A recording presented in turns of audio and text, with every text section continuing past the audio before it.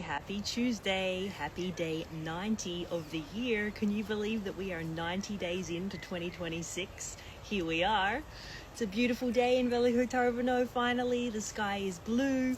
You can see the Savarets Fortress here behind me. It's so nice to be out in the garden, listening to the birds chirping, watching the natural world unfold around me, just being here and now and present. Hopefully you're having a beautiful start to your day as well, no matter where you are.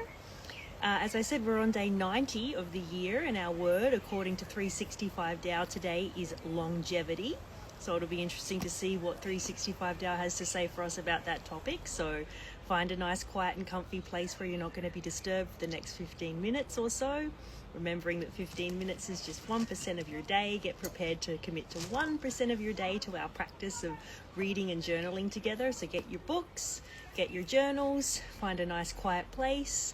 Be present and here and now, remembering that getting back with your breath is the quickest way to do that. Some nice deep breaths in with long extended exhales out to send a signal to your brain that it's time to relax, time to down-regulate. And on that note, let's start reading together. On day 90, our word for today is longevity. Contemplate in the morning, pull weeds in the afternoon. The joys and labour of a single day are part of the whole journey. If all you want is spiritual realization, it isn't that difficult. For the average person, a dozen years under the guidance of a good teacher will probably give it to you. That's shorter than what it takes to be a good musician, athlete, or artist. It's even shorter than the time it will take you to collect your pension. If you have the good fortune to study with the right person, you can succeed in a relatively short amount of time. Dog over there. It's part of being outside, right? Part of being in nature, listening to the sounds of nature. But after you get it, then what? Many of us place such an emphasis on attaining realization that we may forget to put it in context.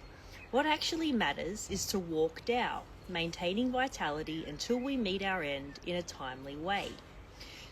Spiritual realization is essential, but it is not everything. A starving person dwells inordinately on the thought of food. Likewise, a spiritually hungry person can only think of realization. One who has food can place it in the right context, just as one who has understanding can place it in the right perspective. Followers of Tao, therefore, do not emphasize enlightenment as their ultimate goal. For them, realization is a means, not an end. Their emphasis is on the act of living.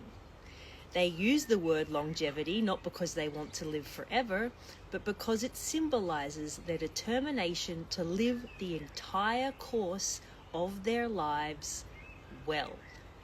Ooh, I really like that last little paragraph there, right? As it says here, so we don't want to live forever, but we want to live our whole lives well. And that word well, like the term wellness is kind of a buzzword right now. Now everything's wellness and everyone's a wellness practitioner and wellness. When you really break it down, it's your well-being, right? You want to be well. Isn't that really what life's all about? Is to live well, to love well, to travel well, to eat well. Like your well-being and your wellness, even though it's become a little bit of a overused term, when you break it down, your well-being is being well. So have a think about that when you break those two words down. I want to be well in all aspects of my life, as it says here, as the whole. It's, the joy, it's like part of a whole journey. Your whole life should be actions that are going to bring you well-being so that you are going to be living a good life.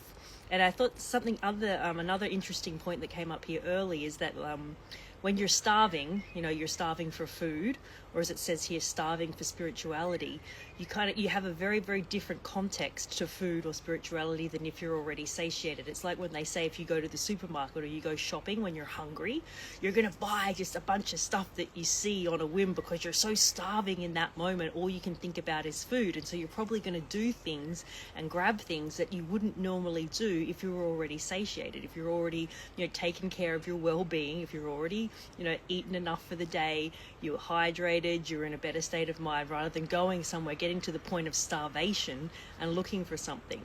So that's an interesting way to think about. Don't let things get to the point of starvation for you to take action, because by that point you've probably already gone too far.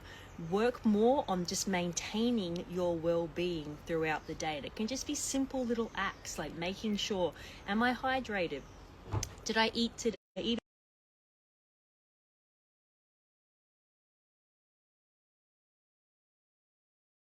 About the day, and just make sure that your well-being is being taken care of at all points, as well as you possibly can throughout the day, so you don't get to the point where you're literally starving and you're going to start doing things that you probably wouldn't be doing if you were already taking care of your basic needs. I'm not sure if I'm making sense with all of that, but being well, living well, taking care of your well-being, so that you can have, as it says here, like the entire course of your life is going to be lived well. And it's not about enlightenment as the ultimate goal. Your emphasis is just on the act of living. Like, live your life, but live it well.